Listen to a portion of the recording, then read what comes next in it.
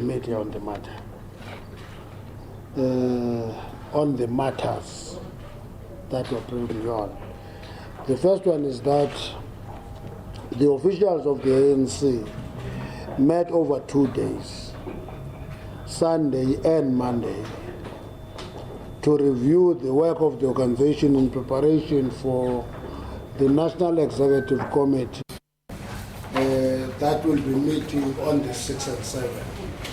And the National List Committee, the National List Conference, that will be meeting on the 8th and 9th. So we'll have a back-to-back arrangement of the NSA for the 2 days and the National List Conference for the other 2 days.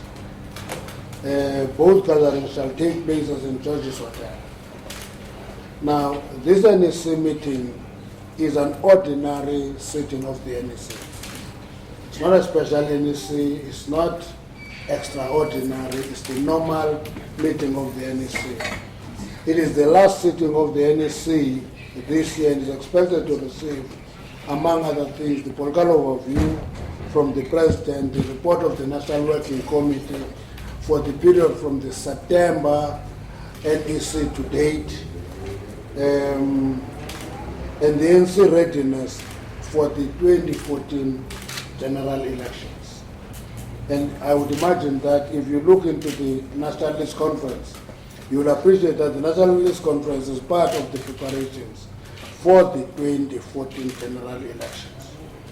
Now, the National List Conference of the 8th and 9th is a culmination of a robust and vibrant democratic process of selecting public representatives by the ANC. We thought that we should blow our pipe a little bit and say that we're the only organization that subjects its policies and selection of public representatives to a comprehensive and a thorough process of democracy. We don't have an electoral college. We don't lock ourselves away and have few people who understand issues selecting candidates. We subject the selection of candidates to branches of the ANC. This is a practical expression of our unwavering commitment to the democratic processes, traditions, and imperatives. It is only the ANC that delivers to the people of South Africa an electoral product that is unquestionable, a people's product. We're making this point because in the ANC, when we select these candidates for the list, we get objection, we get appeal, we deal with all those issues because we don't want to make it an exclusive preserve of the leadership of the ANC to select public representatives. The ANC commends and thank all South Africans, our volunteers, members, and structures for participating in the air numbers in the thorough process of to select their public representative and for making known their views in the development of the ANC election manifesto, a people's manifesto. We are finalizing our manifesto. We've gone through various numbers of drafts, and when we get the feedback from people wherever we go, where we have public hearings and public gatherings, we do revisit our manifesto. We're almost finalizing it. Now, the meeting of the national official further noted that the public protector's provisional report on security upgrades at the President homestead in Nkandla was leaked to mail and Nkandla. We're concerned with the regularity with which provisional report from this office get leaked, and that becomes a pattern of public engagement and public utterances by the public protector on investigation by her office before they are actually finalized. That worries us in the sense that we get a debate going on, not based on the final report, based on the snippets, based on the observation that are made before the actual final report is released. We think that is a dangerous trend from where we're sitting. The leakage of extracts of the provisional report by the Office of the Public Protector can only be understood as seeking to undermine the confidence of the public in the process by not presenting the full facts of an investigation prior to creating a public perception. This is, in our view, a deliberate and misleading casting of aspersions on those being investigated, in this instance, the President of the ANC. Now, we're raising this issue because we think that the most dangerous thing to do is to create a false debate before a report is released. And therefore, people make a number of demands varying from what should be happening as a result of a report that has not been released. And those views are expressed now, but the report is not out. We've taken cognizance of the fact that the findings of the Interministerial Task Team report commissioned by Cabinet to look into the security upgrades at Nkandla have been made public. We are also aware that the findings of the Parliamentaries' Joint Standing Committee on Intelligence on the same matter has also been released. We call for the full report, not only the findings of the Interministerial Task Team, to be released to the public. We think that that report should be released as well. And the ANC consequently equally demands that the final report by the Public Protector into the security upgrades at Nkandla be released to the public as a matter of extreme urgency. Following this, the ANC instructs the government to make available to the public all the experts who decided and design all elements of the security features at Nkandla. So it should not just be an academic debate. If I am a security expert on this aspect, I must be put up for the public to interrogate me. And our view is that if this is done, we'll ensure that all and any queries that the public may have with regard to these particular issues are tabled and responded to exhaustively. As the ANC, we assure society as a whole, we want clarity from the Office of the Public Protector on the following allegations by the leaked report and the nuance created around it in the media. One, we think this specific question should be answered clearly and concretely, so that when we get into the debate, we can engage intelligently on the debate. The first one is whether the President Jacob Zuma requested any security upgrades to his homestead. That question must be answered. Did he ask for security upgrades in his homestead? Number two, did the President of the ANC spend more than 200 million rands of state money on his homestead? Did President Zuma request for that a swimming pool and a crawl be built and that his wife's tuck shop be moved from its original position? Did President Zuma request that bulletproof windows be put on particular windows, and did he ask for the building of a waiting room at his homestead? If not, who made these decisions and who is accountable for those decisions? The ANC wants to know what was built on the state land and who made this decision. Was it the ANC president or somebody else? We're making that question because in the process of throwing around ideas, everything is put in one pack. That there is one thing called Nkandla. No distinction is made of the homestead and what other features and what is built somewhere else. And we think that all these questions must be answered. How much was spent on the security upgrades at the homestead of the president, and how does this compare with expenditure on the home of other presidents, meaning the former presidents?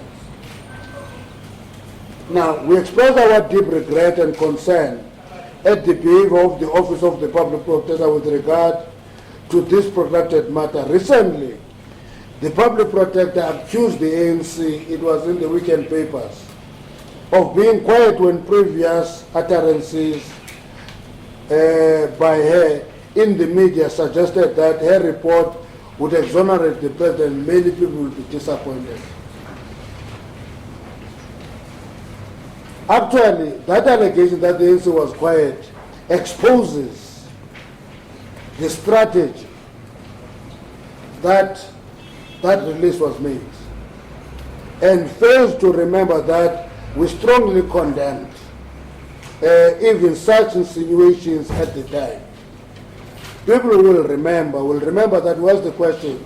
If you say people are going to be disappointed, who are these people who are going to be disappointed? With whom do you have a contract to make particular pronouncement that people will be disappointed? We ask a number of questions on the matter. So if the public protector says we chose to be quiet, we are now waking up, actually that is selective remembering of facts. And it worries us greatly that you forget that we condemn that, we are condemning it now. Because in our view, releasing snippets of any report cause more harm to the individuals and actually delegitimize the process. It is for these reasons that as the ANC we reiterate our demand that the final report, not leaked snippets, is released to the public with immediate effect by the Office of the Public Protector.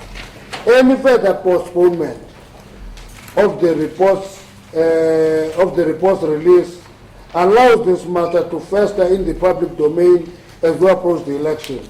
This can only be construed as playing tactic and political ploy to create negativity around the image and integrity of the President of the ANC and the ANC itself.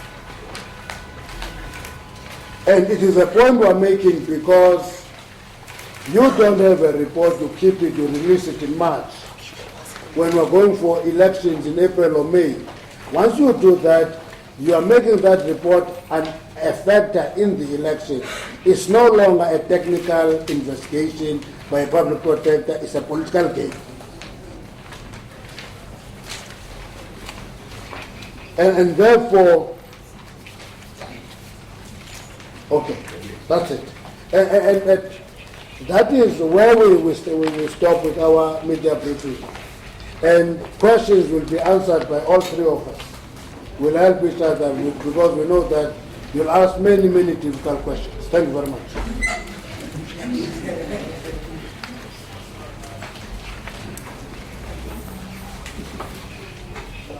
Thank you very much, Comrade SG. I'm told we are live somewhere.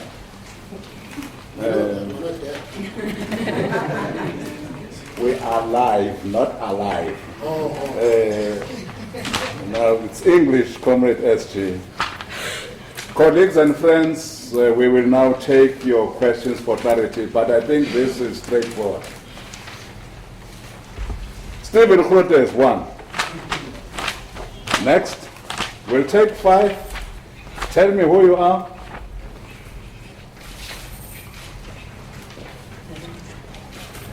Are you in? No, fine. Next.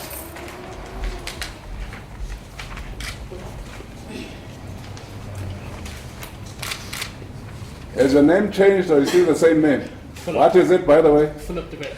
Philip Debet from? Mainland Guardian. Oh, you're still there. Okay. Yes, name? Amukelan. Okay, let's just take this view for now. We'll come back. Stephen? Stephen Curtis, Eyewitness News. Afternoon, Mr. Mantashe at Jesse. Mr. Mantashe, you said one of the key points here is that the President asked for the security upgrades, asked for the pool, and asked for the parole. presumably his architect, the architect in charge of this process, knew where the money was going and what was being built there. And if it was the president who placed the architect in charge, then presumably the president bears some responsibility for what happened. Is that a statement or a question? But let's leave it for now. Question, will you accept Fine. that? Okay. Madam? Maverick. SG, I just wanted to find out, you have a number of questions which you've posed to the public protector for response. Have you put these questions to the president of the ANC for a response? Because obviously he would know those answers better than the public protector. Has he provided these answers to the organization already? And secondly, your ally, the South African Communist Party, has asked for an amendment to the legislation governing the public protector's office. Do you support changes to that legislation? Madam? This is Anjali commenting on the first question, but I have an addition. You said you had a meeting of the officials Sunday and Monday, and as she said, did you put these questions to President Zuma? But more importantly, what answers did he provide you? And are these questions formulated because he actually said that he didn't know? Because one would have to assume that you're asking these questions because he has answered you on these the questions that you put into the public protector. The other thing I wanted to know, SG, is have you spoken to the ministers themselves why some of these reports have not been released? There's been suggestions, certainly in the media, that the delays is not necessarily as a consequence of the public protector, but also the ministers themselves. Are you satisfied that they've acted speedily and that they have shown good faith to try and resolve this matter as soon as possible? Philip? Philip Vet, Mail and Guardian. SG, I'm just looking at the language now, and it does indeed say that the public protector leaked the extracts from her report. One, can you tell us how you know that the leaks came from the office? Can you tell us how you know that the leaks came from the Office of the Public Protector? And two, will the ANC be pressing criminal charges? Does that not amount to a illegal action? Okay. Amohalang. There's been some talk of the call of a special Congress with regards to some of the tensions within the alliance itself and with the leakage of the report. My question is, have any of the NEC members requested that a special Congress be convened, and if not, is it something that's going to be on the table at the NEC meeting? Yes. I thought we had answered that question, but be it as it may. Good. I don't know who starts, but it will be easier for us to speak from here, my leader.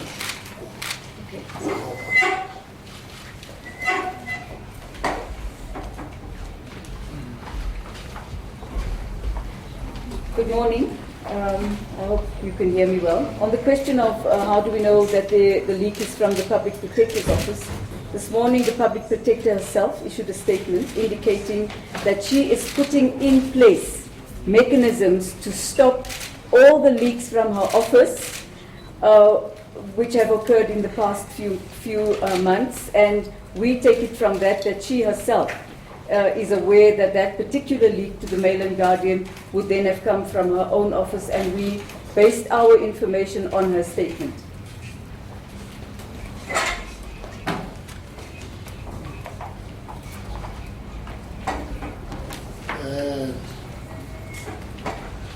What I tried to study was economics and tried sociology. I never did architecture. So I'm not an architect. I will not know what the responsibility of the architect is. But I would imagine that the architect will design what the principal tells him or her to design.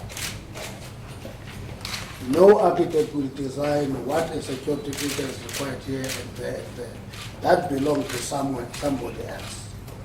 So I don't think it is the decision of the architect to say there should be a bulletproof window here, there should be that. Once the architect is told that there should be a bulletproof here, there should be that there, the architect will design the building in terms of the specifications given to him. So that's why we're asking that question. The second one is, we are asking this question to the public protector. We're not asking this question to the public protector. We're asking this question to the public protector. We're asking this question to the interministerial task team. Those are the two teams that conducted an investigation. And the president did not conduct the investigation. He didn't conduct the investigation. We're repeating that. In the course of investigation, those who were conducting the investigation, if they wanted to put those questions to the president, they should have done so. But the public should be interested to know all of these questions. And therefore, we're not only putting them to the public protector, we're putting them to the public protector, we're putting them to the interministerial task team. Both those teams that conducted the investigation must give the answers. The amendment of the legislation, I have no clue what we are talking about. I can tell you that we're left with a few months to go to the end of Parliament, and I have a sense of what legislations are on the priority list for the remaining term. And there is no one that is talking to the amendment of the public protector legislation.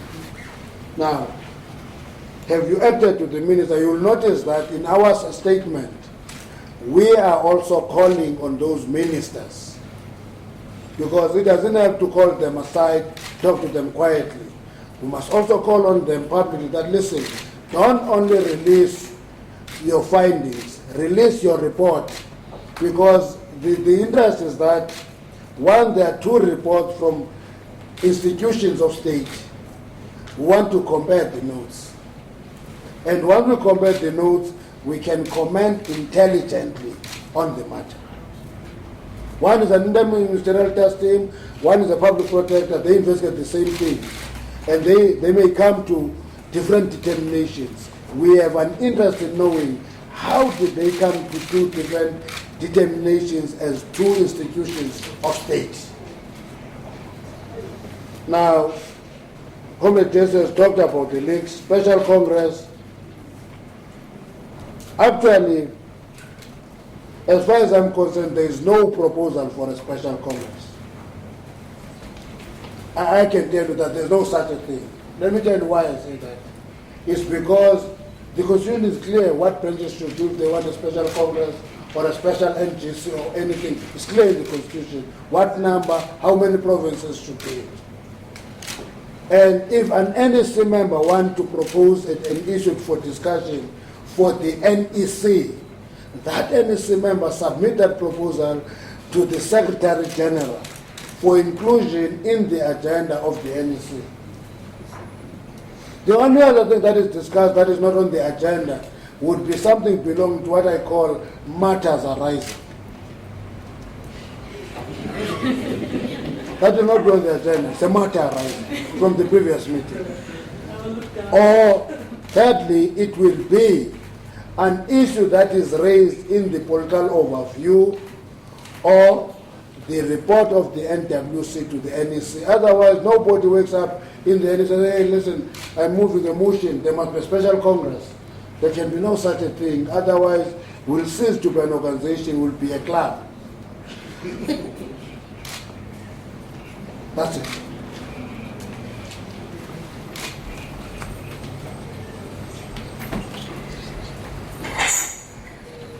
Thank you, SG and DSG. Any others? One? Okay. Two? If you don't say who you are, don't worry when I call a wrong person after reading my list. Three?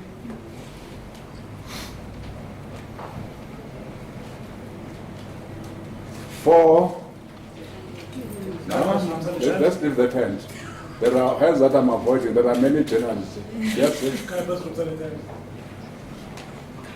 Who do you know? Caiaphas. True. Caiaphas Khosana. 5.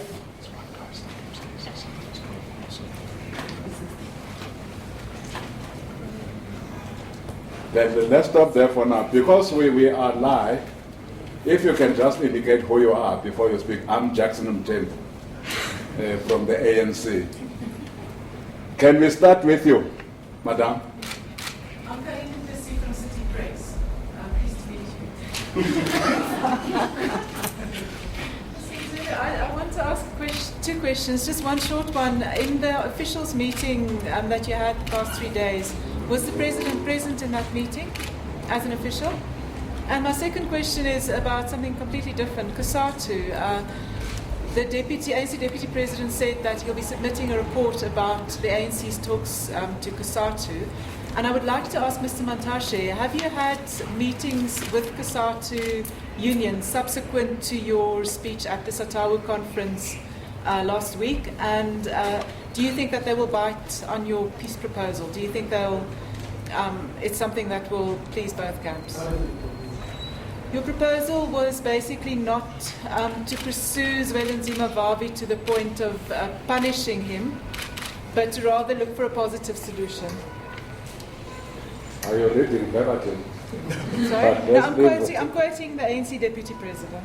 But he said it was, he said it, the ANC task team was in agreement about that. So I presume it's your view as well. That's about. My question is, you talk about a ploy and a political ploy and a delaying tactic. We know whose decision it was to delay the release of the report until March, April next year, the public protector. Are you suggesting that she's involved in some kind of political ploy to allow this matter to fester in the public domain in an election year? And then secondly, just clarity on the question of the instructions for the release of the interministerial task team report. We all know who argued that there were security matters that could not be divulged as part of that report. Has your instruction gone formally through the channels to the ministers that are in the NEC that serve in the government led by the ANC to instruct them that, you know, security matters aside, release this report? Thank you. Yes, New Age or ANN7. I'm moonlighting is both. My first question is that... who are you? My name is Conita Hunter from the New Age newspaper.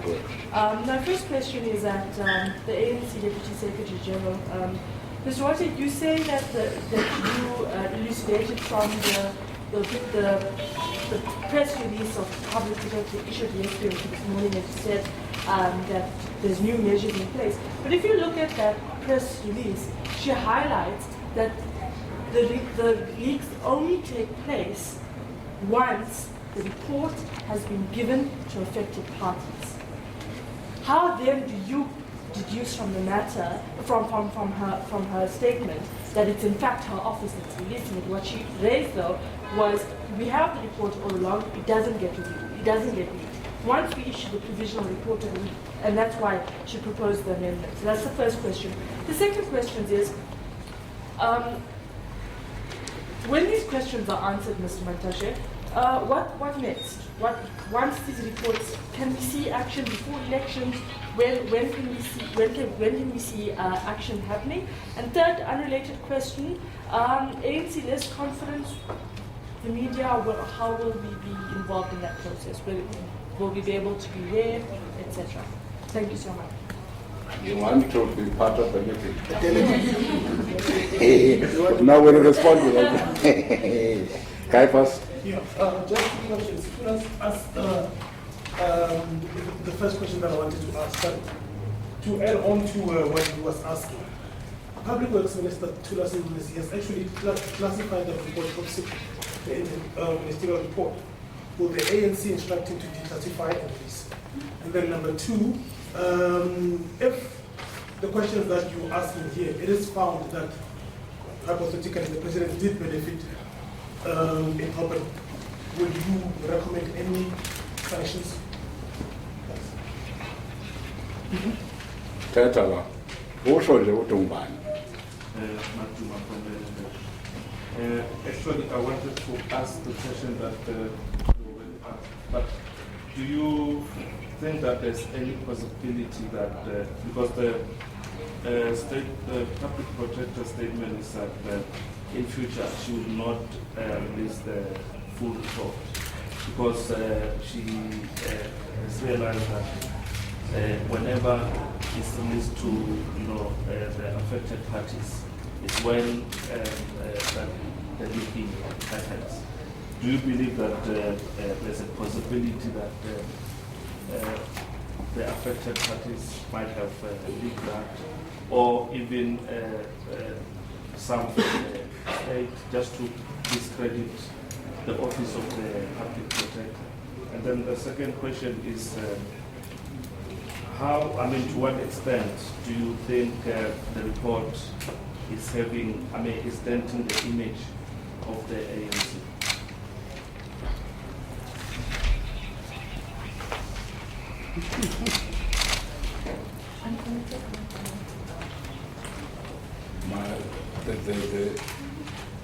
The office of the Secretary General will again respond.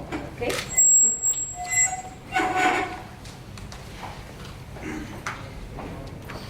Let me deal with this report that was leaked, first of all. I think we have noticed a pattern of leaks over a couple of issues. And the answer from the public protector is exactly the same, that when she gives the report to the affected parties, the report is leaked. However, if you look at the nature of some of the reports that have been leaked, no affected party with damage to and risk to their individual self would leak a report of that nature. Secondly, if you're going to leak a report, leak the whole thing. Why the snippets that are so carefully selected in this instance? And I must say that when we read that statement this morning, I did understand her to be saying she is putting measures into place to avoid further leaks. And the implication is also from her office. We are very concerned about that because it goes with and we say this in our statement, it goes with a pattern of the public protector making comments about unfinished reports, enticing debate in the public domain about a report that is not finalized, and then the third element of that pattern is a leak. So I think we're just saying, look, we understand, we don't know, we cannot also say for sure because we don't have access to that kind of resource about who leaks to the Mail and Guardian. Who would know that, except the Mail and Guardian? But what was peculiar was, when something of that nature is leaked, normally you go ballistic. You make a huge noise. You say, how did this happen? Not a polite statement as was issued this morning. So we could also say that she seemed a bit comfortable with the fact that that report was leaked, and that's our reality. In terms of the, could any of the affected parties have leaked to discredit the office of the public protector? If any of the affected parties wanted to leak the report, they would have done so when they asked for a 3-day extension of time, which she denied them. 3 days to read a 365-page or something report, she denied that to them. Would they not have leaked the report at that stage? And I think that's a bit way out of the league of people. It depends on who else the public protector gave this report to. So perhaps she should answer that question as well. Did she give the report only to affected parties, or were there other people who the report might have been given to for comment? Perhaps we should put that out in the open as well and ask that question.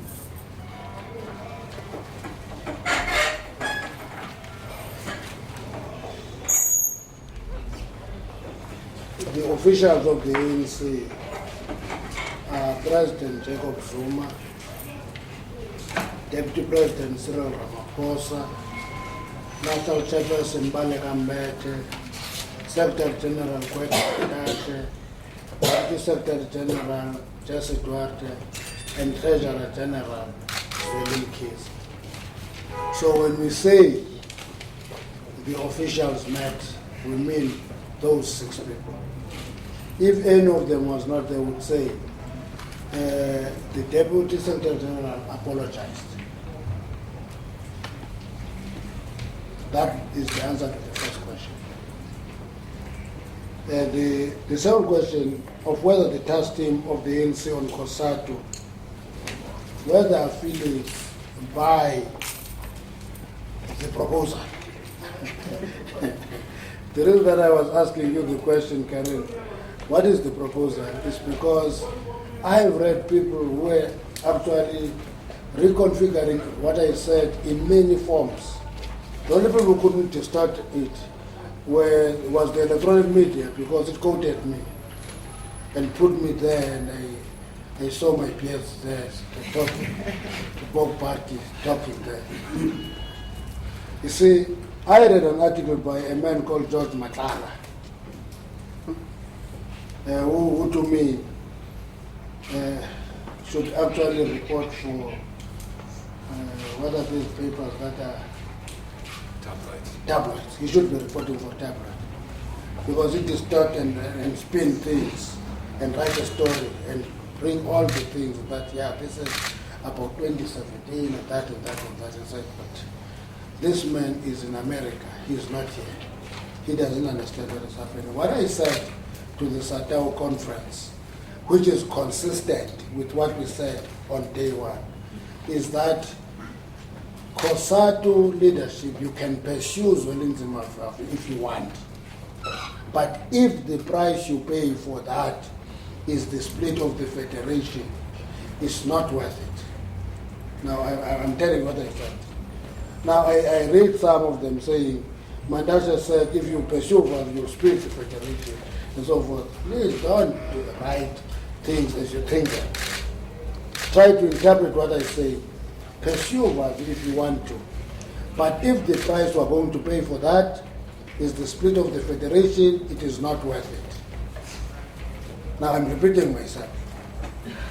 And those who say, I'm protecting Vavi, imagine it. Those who say, I want to be in a perfection, imagine it. The reality of the matter is that it is not in the interest of the ANC to have COSATU split. Simple. It doesn't matter how it happens. If COSATU is divided and split, it will be bad for the ANC and for society. We have been consistent on that. There's nothing new. That's why a headline that says Mantashe breaks the rank is mischievous. Now, when you write a headline that is mischievous, I pick it up because I know that you are writing a headline to sell newspapers. You are not intending to inform the public the truth. Maybe that is not the duty of journalists to tell the truth. So I was actually asking about the City Press story. I'm not sure if you read the City Press on Sunday. Yeah. But you spoke to Cyril Ramaphosa on the record about this thing. No, leave Ramaphosa. I'm answering a question asked here. Karen, there is a chair. I'm answering a question asked here, and I'm giving you elements that inform this question. Because the question didn't say, don't pursue you split the federation. That's not what I said. I said, if the price we pay for pursuing it is splitting the federation, it's not worth it. And that is factual. It will be too heavy a price to pay. And when in that SACAO Central Executive Committee, that question was asked, I gave them the example of how the ANC deals with these issues. I took them on how the ANC waited for 6 years to ultimately expel the Group of 8 in 1975, having been rebellious from 1969. I gave them how we dealt with Malema, who was actually costing the ANC dearly. We kept him on the rank. We tried to shake him in 2010. He didn't repent and ultimately expelled him. But by the time we expelled him, everybody was convinced that there is no other route. The man is costing the ANC dearly. And that's how we deal with these things. We're giving them and advise and say, let's share experiences on the matter. So it's not a question of saying, please save Bavi, otherwise you split the faith. That is not the issue. Let me leave that. The delay and the political ploy. You see, what is important is that institutions of state, whether it is the intelligence or the police or the public protector or a Chapter 9 institution, must never play a game that is suspicious of throwing weight on political balance of power, of forces. Must never.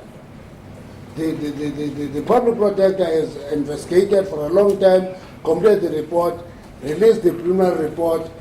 We are not expecting her to release another preliminary report on another preliminary report. We are expecting her to release the final report, and we're saying the sooner she does that, the better.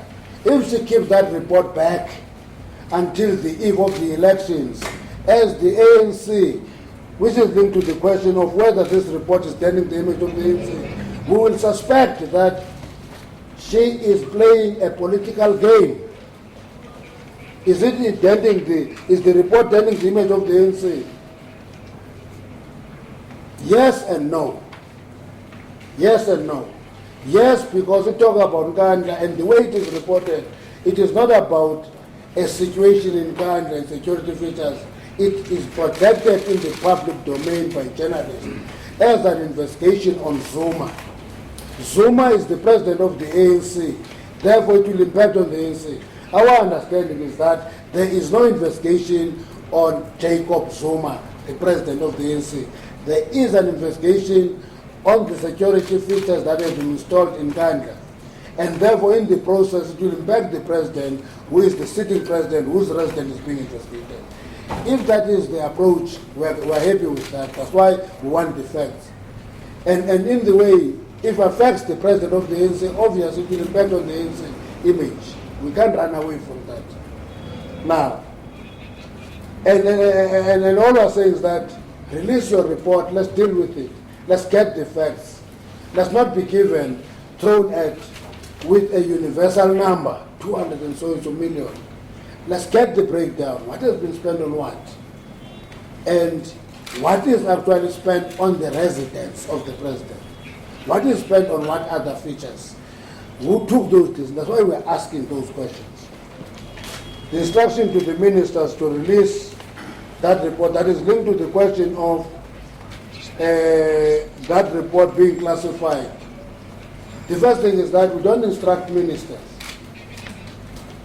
I think we must clarify that we don't instruct ministers because they are members of the ANC as NEC members. Once they are in government and become ministers, they are called cabinet. And that cabinet does not report to the House. It does not. That's why we issue the same pronouncement here about their report as we issue the same about the public protector, because they are members of the cabinet. They must be nudged by their colleagues in the cabinet to please release that report. As members of the NEC, if we talk to them as members of the NEC, but that decision can only be taken at the level of the cabinet. And we don't get invited to the cabinet. Both myself and Comrade Jason were not members of the cabinet. Now, if questions are answered, will we see action before the elections? That question talk to the issue raised. Is it about the investigation of the features, security features in the residence of the president, or is it about elections? So that question talks to that question, that this thing is being used as an election matter and wanted to remain an investigation on security installation in the residence of the President of the Republic of South Africa. If people want to use it as an election matter, that is the issue. Then we'll deal with it in the campaign. So action taken or no action taken can be an issue of elections, because that is not the manifesto of the ANC. It's an issue that is raised that must continue naturally. And The process must follow its course and be completed. Our appeal is that final report must be released sooner the better for everybody. The last question.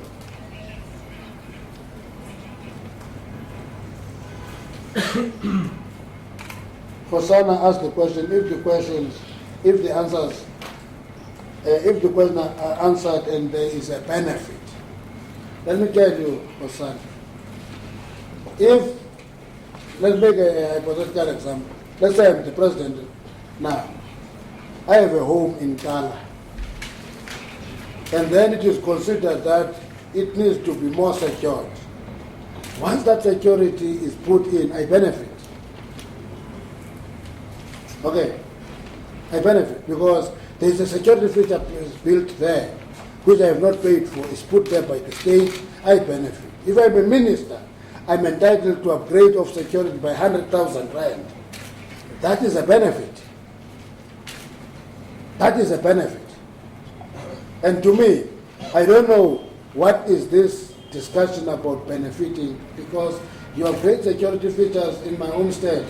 For my palisade fence in Boxburg, I had to pay for it. I had to pay for it for every pole that was put there.